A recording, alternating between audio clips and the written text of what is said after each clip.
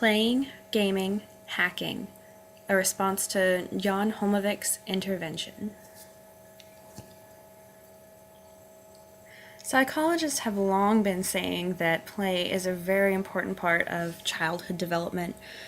Kids play at being adults, and that's how they learn what they're supposed to do and how they're supposed to behave, how they should treat others, etc.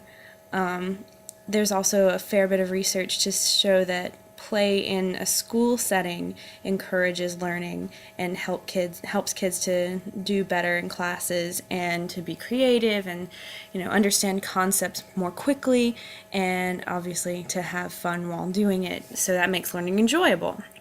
And that's really important as kids are growing up, because if they're not enjoying school, the place where they have to be for 7 to 8 hours of every single day, they're going to be miserable. So play is incredibly important. Play can also be productive. It can mean that things that had not been thought of before come up, and that's incredibly important. Also, combating childhood obesity, the kind of play that happens outside in the sunshine with, playing sports, running around, these kinds of things can help in a society that has long suffered from a lack of movement and an overemphasis on stationary activities like video games and TV watching, that sort of thing. I even read one article in doing research for this Pachachka that said it was a woman who had studied abroad and done some teaching in Africa, and she said that the difference between her African students and her American students was stark. That African students know how to play in an empty space. They are creative and they make up their own games. But when American children are thrown into a big open field and just told by their teachers to go and play, they don't even know what to do with themselves. I mean, how sad is that? That we can't even be creative enough to turn that field into something imaginative. But kids who have nothing are fully capable of doing that. That seems like a really big problem for American kids. So encouraging kids to be creative and think outside the box and play with something other than toys that are specifically designed for one certain type of play is super important. I mean, we've all heard that kids have more fun with the box that they get the toy in at Christmas than they do with the actual toy itself. But judging from what this woman said, at least in a school setting, in a social setting, kids may not be as aware anymore of how they're supposed to play together and how they're supposed to make use of the tools at their disposal.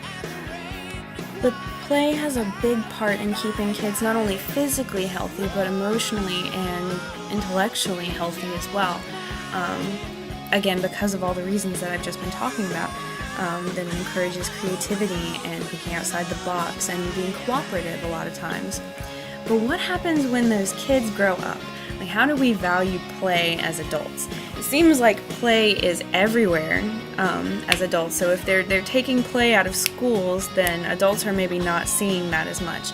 And adults are playing video games, they're getting into Facebook games like Farmville, getting obsessed with them. College students play these constantly, and are even to the point of obsession, which can be problematic. And these are the kinds of games that isolate people from each other in one way, but also unite them in others. And that's something that Jan Holmevik was talking about in his book Intervention. When he's talking about playing, he's often referring to gamers. Here's some typical sort of gamers. Would sit around on their laptops and maybe pen and paper role play. They'd probably be into video games, that sort of thing.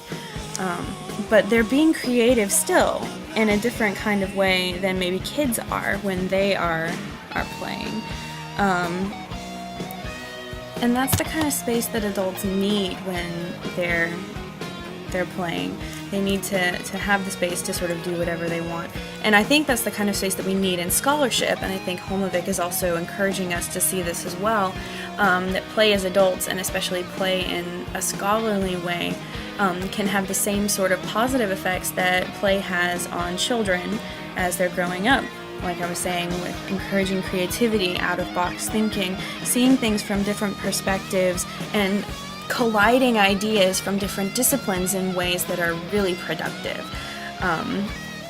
and that can help you see one subject in a completely different way by comparing it to another one, or at least putting it next to another, or seeing it from another discipline's sort of set perspective and set of terminologies too.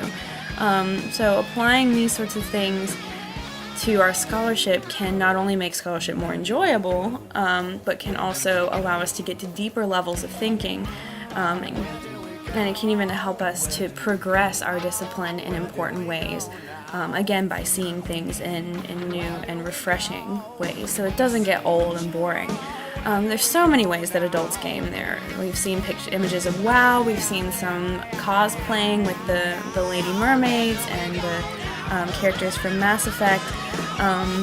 And I think it's important that adults have the opportunity to put on these personas and try out new identities and try out new strategies in a game setting where they can make mistakes and not suffer from them, not ruin their entire career because of it. And Holmevik also goes so far, he moves from gaming itself in terms of like WoW or video games into the idea of hacking, and hacking as not so much the criminal activity that unfortunately it's been perceived of recently, but as another way of creatively interpreting our world and having an impact on that world. So then learning the language of the internet and shifting things around to make the internet more interesting and to introduce new ideas into our digital lives, our electricity.